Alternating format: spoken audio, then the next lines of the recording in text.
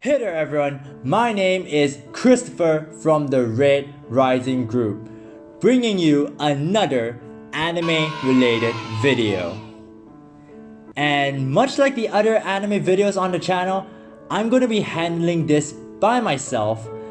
And just to give you guys a quick heads up, there's going to be more anime related videos coming out real soon, perhaps involving the other members as well. Who knows? Anyways, in this video, I am going to be talking about a rather underrated anime in my opinion. And that anime is called Hyouka. Now, this high school mystery anime first aired on the 22nd of April 2012. And it finished airing on the 16th of September after a 22 episode run with an OVA to boot. Now, the reason I am talking about this anime is because after watching back that series again, I suddenly remembered certain things that I picked up after watching it, and I decided that I wanted to share what I experienced with you guys.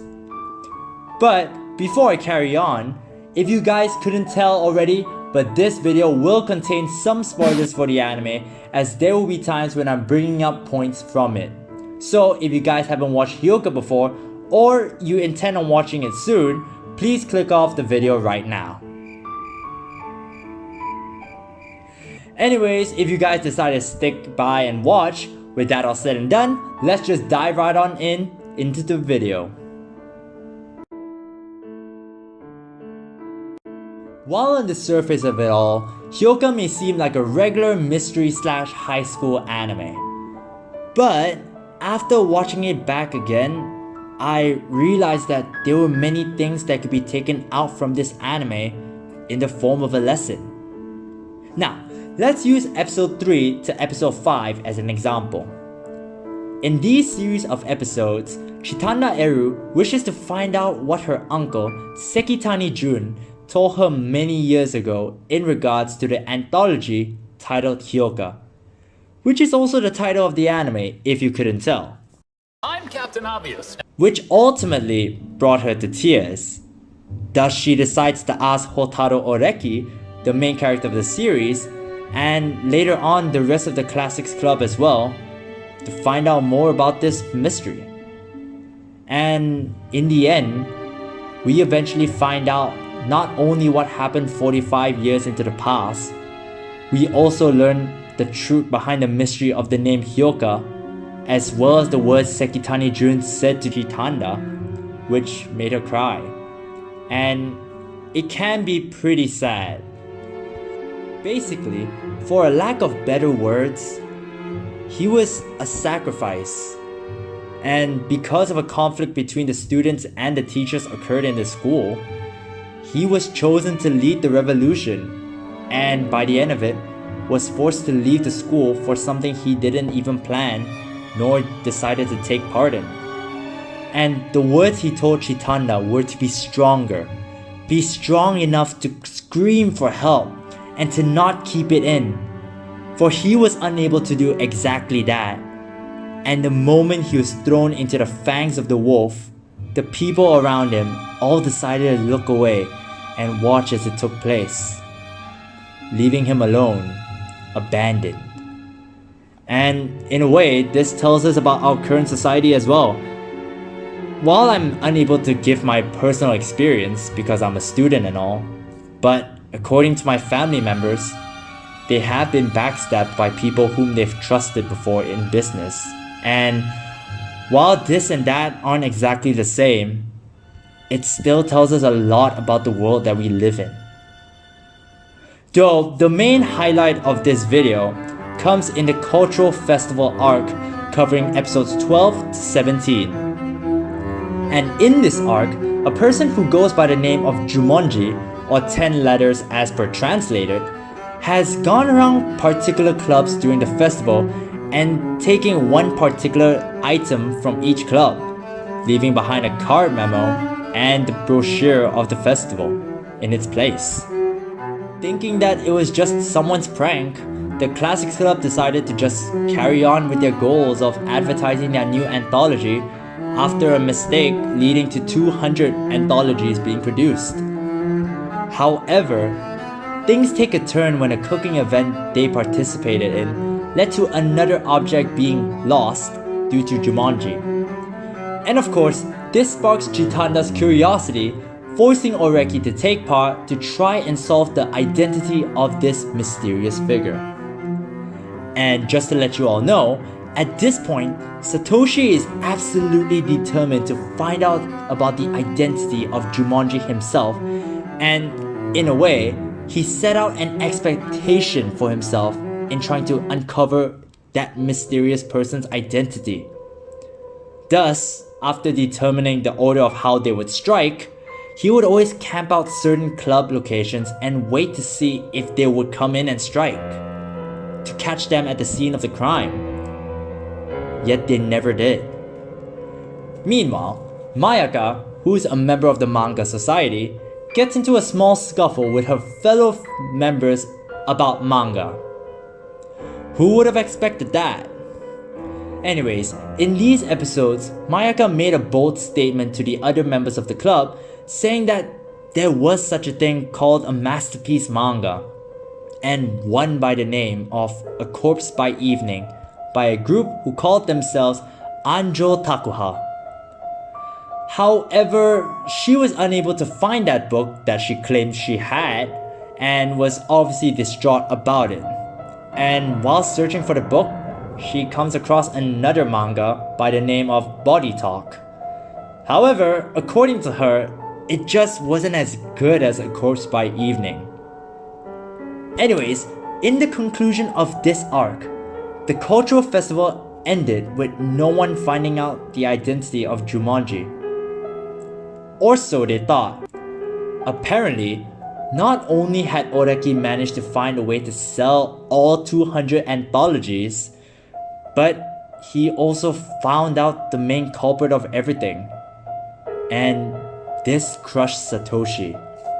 Now, remember how I mentioned before that Satoshi set an expectation for himself to find the culprit?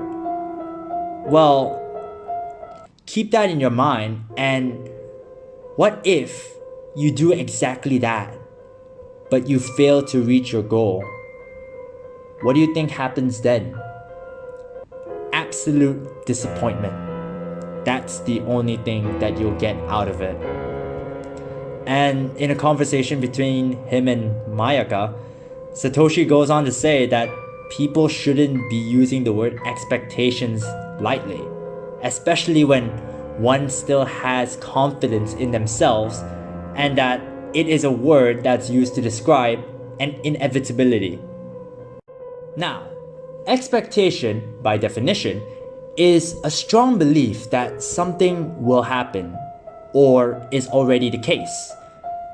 And Satoshi's phrasing in that episode made it really sound like it. And we also learned that the real expectation that Satoshi sought out for was not just to find Jumanji's identity, but to exceed Oreki in general. Perhaps it was meant to be a show of dominance over him, or just for self-pleasure. Either way, things didn't turn out the way Satoshi planned, and it can be hurtful. But of course, the anime decided to not stop there, because after dropping such a bombshell on us, the anime decided to showcase Mayaka's point of view, because she decided to go after the head of the Manga Society, Ayako, bringing along the manga A Corpse by Evening with her. And let's just say, like before, it turned sour, for lack of a better words. Apparently, Ayako knew the writer of that manga, and it was also revealed that this writer didn't read manga all that much, if not at all. And somehow, the moment she decided to write one, it ended up being a masterpiece. And this forced Ayako to keep the book away sealed so that she would never finish reading it. And the true twist of the tale is when Ayako drew a particular cat on the railing, a cat which Mayaka remembers to be on the back cover of another manga which was mentioned earlier on, Body Talk. And, I quote Mayaka's words, "A good manga, but not as good as A Corpse by Evening." This revelation obviously causes Mayaka to shed tears, recalling just how crushed she was when she once compared her own manga to such a masterpiece. But how much more crushed would you be when you personally know someone and that was the reality of it? In the end, through this arc, I learned that while it isn't wrong to set expectations for ourselves, considering that it is what helps push us forward, but if we fail in meeting those expectations, we have to keep on pushing forward rather than giving up and not accepting the truth. In a way, it's the same thing about making a YouTube channel. You have to start out small and no one grows overnight. The moment you put in the effort to keep on growing, that's exactly where you'll start to grow. So there you have it, guys, another video here on the Red Rising Group channel. Now, this might be me overthinking everything, but somehow just by explaining it all, I felt a bit more comfortable. So in the end, I got you guys content and I get to vent out. It was a win-win situation at the end of the day. Well, in any case, I hope you guys enjoyed the video, and if you want to see more content like this, then please be sure to subscribe to the channel, like the video since it will tell us you really enjoyed it, and comment down below on what you guys think about Hyouka if you have watched it before, or comment down below if you plan on watching it. And I really recommend it as well. Anyways, with that all said and done, it's time to end the video. Thank you all so much for watching, and I'll be seeing you all in the next video. Bye guys!